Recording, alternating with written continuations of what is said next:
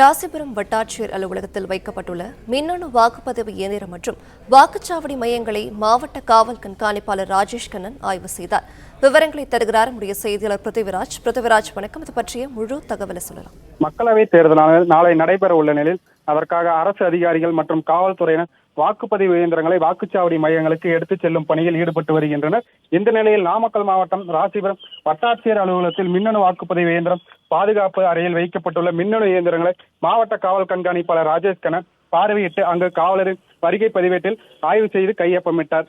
அதனைத் தொடர்ந்து ராசிபுரம் சுற்று வட்டார பகுதியில் உள்ள வாக்குச்சாவடி மையங்களில் ஆய்வு மேற்கொண்டு வாக்குச்சாவடி மையங்களில் தேர்தல் விதிமுறைகள் பின்பற்றப்பட உள்ளதா, மேலும் சாலைகளில் 100 மீட்டர் 200 மீட்டர் அளவீடுகள் செய்யப்பட உள்ளதா என குறித்து காவலரிடம் கேட்டறிந்தார். அதே போல நாமக்கல் மாவட்டத்தில் வாக்குச்சாவடி மையங்களில் அந்தந்த சட்ட தொகுதியிலிருந்து வாக்குப்பதிவு இயந்திரங்கள் உள்ளிட்ட பொருட்கள் காவல்துறை பாதுகாப்புடன் அனுப்பி வைக்கப்பட உள்ளதாகவும், மக்களவைத் தேர்தலை முன்னிட்டு நாமக்கல் மாவட்டத்தில் மட்டும் பாதுகாப்பு பணிக்காக 2700க்கும் மேற்பட்ட காவல்துறையினர் பாதுகாப்பு பணியில் உள்ளதாகவும், மாவட்டத்தில் 53 வாக்குச்சாவடி மையங்கள் பதற்றமானதாக கண்டறியப்பட்டு அங்கு துணை ராணுவத்தினர் கூடுதல் பாதுகாப்பு பணியில் ஈடுபட்டு வருவதாக கூறினார். வாக்குப்பதிவு தினத்தன்று வாக்குச்சாவடி மையங்களில் இருந்து 200 மீட்டர் தொலைவிற்கு அப்பால் அரசியல் கட்சி பிரமுகர்கள் சிலிப்புகளை வழங்கவும், எவ்வித பிரச்சாரத்தில் ஈடுபடக்கூடாது என தேர்தலுக்கு அனைத்து ஏற்பாடுகளும் தயார் நிலையில் உள்ளதாக கூறினார். ஆய்வின் போது ராசிபுரம் காவல் துணை கண்காணிப்பாளர் விஜயகுமார் மற்றும் காவல் ஆய்வாளர்கள் என பலர் ஆய்வு பணியில் ஈடுபட்டனர். நாமக்கல் மாவட்டத்தில் நாமக்கல் நாடாளுமன்ற தொகுதிக்கான பொது தேர்தலை முன்னிட்டு பல்வேறு பாதுகாப்பு ஏற்பாடுகள் விரிவாக செய்யப்பட்டுள்ளது.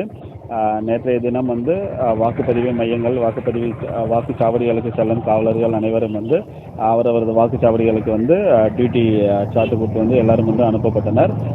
இன்று ஏஆர்ஓ ஆஃபீஸ் ஒரு சட்டமன்ற தொகுதிக்கு உட்பட்ட ஏஆர்ஓ ஆஃபீஸ்ல இருந்து நம்ம காவலர்களோட முன்னிலையில் அந்த வாக்குப்பதிவு எந்திரங்கள் அந்தந்த வாக்குச்சாவடி மையங்களுக்கு அனுப்பும் பணி நடைபெற்று வருகிறது. அதற்கான காவலர்கள் அந்த வாகனங்கள் அனைத்தும் இங்கு சேர்ந்து விட்டதா, அவர்கள் சரியான விதத்தில் அதை எடுத்து செல்கின்றனர் என்று ஆய்வு செய்யப்பட்டது. அனைத்தும் சரியான விதத்தில் நடந்து கொண்டிருக்கிறது.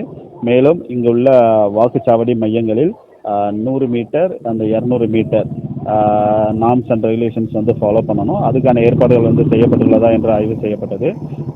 வாக்குப்பதிவு மையங்களுக்கு வரும் பொதுமக்கள் 100 மீட்டர் வரைக்கும் அவர்களது சொந்த வாகனங்களை பயன்படுத்தலாம். பட் 100 மீட்டருக்கு அப்பாற்பட்டு அவர்களது வாகனங்கள் அனுப்பப்படாது. அதே போல் 200 மீட்டருக்கு அப்பால் தான் அந்த வேட்பாளர்கள் இந்த தொகுதியில் போட்டியிடும் வேட்பாளர்கள் அவர்களுக்கான அந்த எலெக்ஷன் பூத்துன்னு சொல்லுவாங்க, அது அமைக்கணும். அது அவங்க பந்தல் எதுவும் போடக்கூடாது. நிழலுக்காக ஒரே ஒரு கொடை மட்டும் ஏற்பாடு பண்ணிக்கலாம். அதே போல் ஒரு டேபிள் 2 சேர் மட்டும் தான் போடணும். அதில் எந்த ஒரு பொலிட்டிக்கல் கேன்வாசிங் எந்த ஒரு ஆக்டிவிட்டிஸ் இருக்கக்கூடாது.